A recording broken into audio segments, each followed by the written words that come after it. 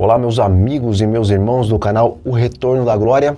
Que Deus seja louvado por mais uma vez estarmos aqui para juntos estudarmos a sua palavra. E, amigos, enquanto nós estudamos, a minha oração é para que então o Senhor derrame sobre vocês abundantemente o Espírito Santo e que, através dessas minhas palavras,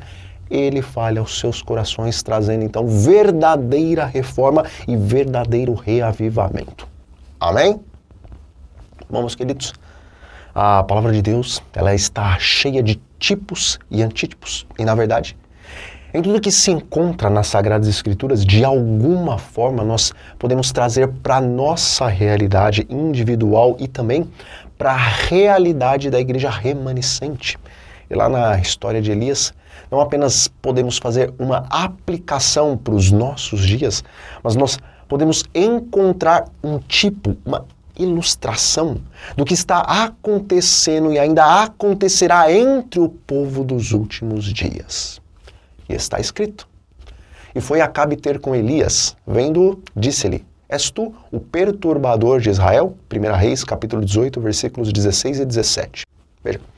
como nós bem sabemos, Acabe era o rei de Israel, e por mais que o povo havia rejeitado no período de Samuel a teocracia, ainda assim, era obrigação do rei daquela nação se submeter ao Deus de Israel e tão somente governar de acordo com o que o Senhor havia estabelecido na sua palavra. Ou seja, por mais que o rei de Israel não era necessariamente um profeta, era a obrigação dele ser também o porta-voz de Deus diante da nação, até porque, sendo a autoridade maior da nação e pertencendo ao povo escolhido do Senhor, as palavras e as ações do rei poderiam levar Israel à obediência dos reclamos do Senhor ou à apostasia. E, amigos,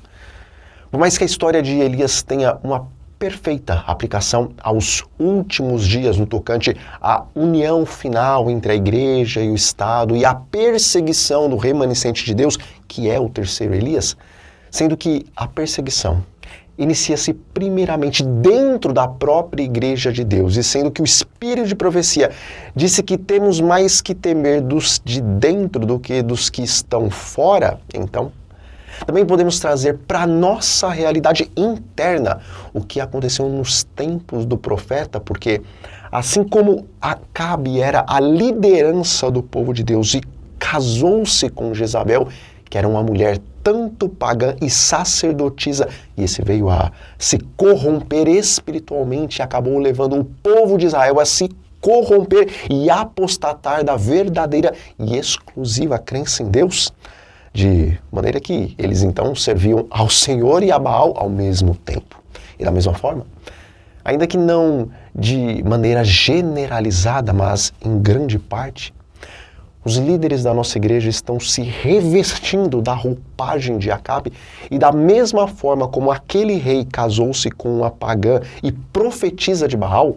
muitos líderes também estão se unindo espiritualmente a Jezabel dos nossos dias. E, amigos, há alguns anos atrás eu estava na igreja em um culto no sábado pela manhã, e um pastor que até incentivava muito que as igrejas tivessem obreiros evangelistas. Antes dele iniciar ali o sermão, ele contou o porquê ele ficou ausente do Brasil por alguns dias, e ele disse que o motivo foi por causa de uma viagem que ele fez com alguns outros líderes da associação lá para os Estados Unidos. E ele relatou que o motivo dessa longa viagem era para visitar algumas mega igrejas de outras denominações e aprender com elas como trazer mais pessoas para dentro da nossa igreja. Bom, enquanto o pastor falava,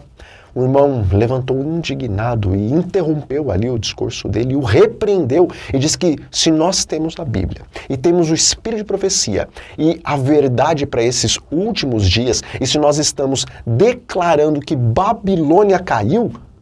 por que a igreja estava financiando viagens para que líderes fossem até Babilônia para aprender os métodos dela de trazer pessoas para a igreja? Amigos,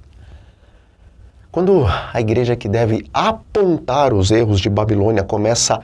a admirar Babilônia e o seu culto e começa a se espelhar nela para os evangelismos e para a adoração ao Deus Santíssimo, então cometemos o mesmo erro de Acabe e, conscientes ou inconscientes disso, estamos nos casando com Jezabel. E quando Acabe se casa com Jezabel, de modo algum Jezabel será evangelizada, mas é Acabe que passa a cultuar a Baal. E irmãos, quando a liderança se envolve com o culto e com os costumes de Baal, não demora muito tempo para que ela comece a perseguir os profetas de Deus e eliminá-los, pois Deus se utiliza dos seus profetas para repreender a apostasia. E quem dera fossem apenas aqueles líderes daquela determinada associação que estivessem buscando o conselho de Babilônia para transformar o culto e o evangelismo da igreja remanescente, mas a verdade é que em todos os países que têm presença adventista, começando pelos líderes e passando para os leigos, não apenas estão olhando e admirando Babilônia, mas estão adaptando as suas doutrinas e os seus costumes à doutrina e aos costumes da nossa igreja. Mas, assim como Deus levantou Elias e outros profetas para denunciarem as loucuras de Acabe e a apostasia que ele estava levando o povo a cometer, da mesma forma, Deus também levantou homens com o espírito de Elias nesses nossos dias para apontar os erros que a liderança tem cometido em se unir virtualmente à Babilônia. E assim como Acabe, inspirado por Jezabel, deu então ordens para que se matassem todos os profetas de Deus, hoje, os líderes, inspirados pelo mesmo espírito das igrejas que compõem Babilônia, estão virtualmente matando os profetas de Deus, porque aqueles que se levantam e erguem a sua voz apresentando a palavra de Deus e o espírito de profecia em completa oposição ao que está acontecendo dentro da nossa igreja, esses são riscados dos livros da igreja e são constantemente taxados de perfeccionistas, quando na verdade estão apresentando a mensagem da verdadeira justificação pela fé. E diz a palavra de Deus: ninguém de nenhum modo vos engane, porque isto não acontecerá sem que primeiro venha a apostasia e seja revelado o homem da iniquidade, o filho da perdição, o qual se opõe e se levanta contra tudo que se chama Deus ou é objeto de culto, a ponto de assentar-se no santuário de Deus, ostentando-se como se fosse o próprio Deus. 2 Tessalonicenses 2, versículos 3 e 4. Veja, assim como o profeta Joel declara que nos últimos dias o Espírito Santo deveria vir sobre as crianças e jovens e velhos, e as palavras dele se cumpriram primeiramente no dia de Pentecostes e se cumprirão de maneira ainda mais plena no derramamento da chuva serôdia, da mesma forma. Quando o apóstolo Paulo fala de uma apostasia dentro da igreja e da aparição do homem do pecado, primeiramente ele se refere à apostasia que houve após o ano de 313, quando o imperador romano Constantino se declarou cristão e após isso vieram os papas. Mas as palavras do apóstolo não falam apenas daquela primeira e grande apostasia, porque o contexto ali se trata da volta de Jesus, e antes que o homem do pecado se manifeste nos últimos dias, deverá haver outra grande apostasia. E, meus amigos, a apostasia só acontece na igreja que prega a verdade presente, porque as demais denominações que não pregam a verdade presente já se encontram apostatadas na sua doutrina. Embora, é claro, multidões que estão dentro dessas igrejas doutrinariamente apostatadas sejam consideradas por Deus como suas ovelhas. Portanto, o apóstolo Paulo declara que antes que o homem do pecado se revelasse nos últimos dias, haveria uma grande apostasia entre o povo que prega a verdade. E, confirmando isso, disse o Espírito de profecia: uma coisa é certa e em breve ocorrerá. A grande apostasia, a qual está desenvolvendo e crescendo cada vez mais fortemente continuará crescendo até o Senhor descer do céu com um grande alarido. Manuscript Releases, volume 4, página 50. Meus queridos, nem toda a liderança está corrompida e apostatada, porque nós vemos lá na própria história de Elias que, embora o rei,